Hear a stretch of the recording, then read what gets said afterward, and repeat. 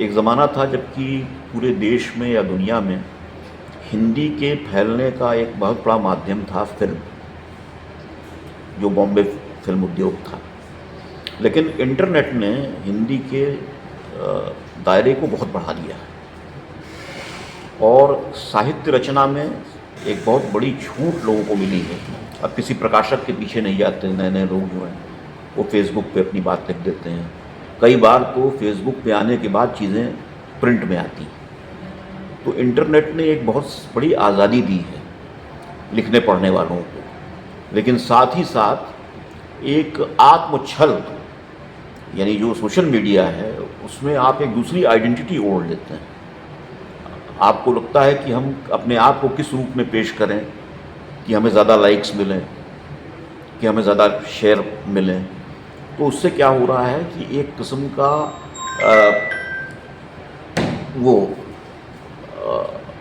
एक अलग सी पर्सनालिटी, अपनी सच्ची पर्सनालिटी के बरक्स खड़ा करने का खतरा हो जाता है। लेकिन सोशल मीडिया ही है जो वास्तव में मीडिया की भूमिका इस देश में निभा रहा है, वरना सारे इलेक्ट्रॉनिक चैनल्स, सारे अखबार अपवादों को छोड़ दिया जाए बिके होंगे बड़े पूंजीपति घरानों के और सरकार के हाथों। ये सोशल मीडिया ही है और उसमें भी हिंदी में जो यूट्यूबर्स हैं, आपके जैसे लोग जो बहुत वैकल्पिक मीडिया में काम कर रहे हैं, ये लोग एक देशभक्तिपूर्ण काम कर रहे हैं।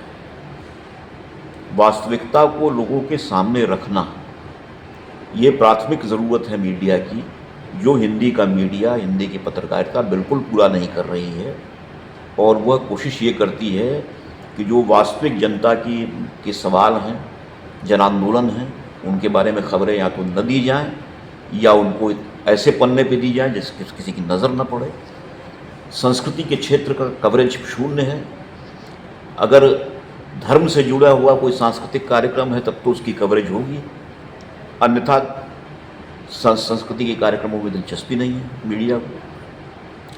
तो मीडिया के लिए तो ये बहुत ही बुरा समय है। जैसे आपातकाल था तो ठीक है, वहाँ तो सीधे बैन लग गया था, लेकिन अब इस समय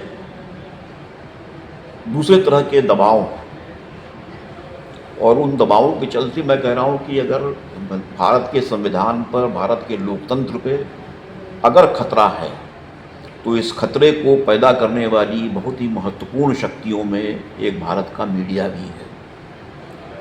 और इंटरनेट के माध्यम से, सोशल मीडिया के माध्यम से जो लोग भी सच्चाई को उजागर कर रहे हैं वो एक तरह से अपने संविधान, अपने लोकतंत्र और अपनी अभिव्यक्ति की आज़ादी के लिए लड़ने वाले लोग हैं।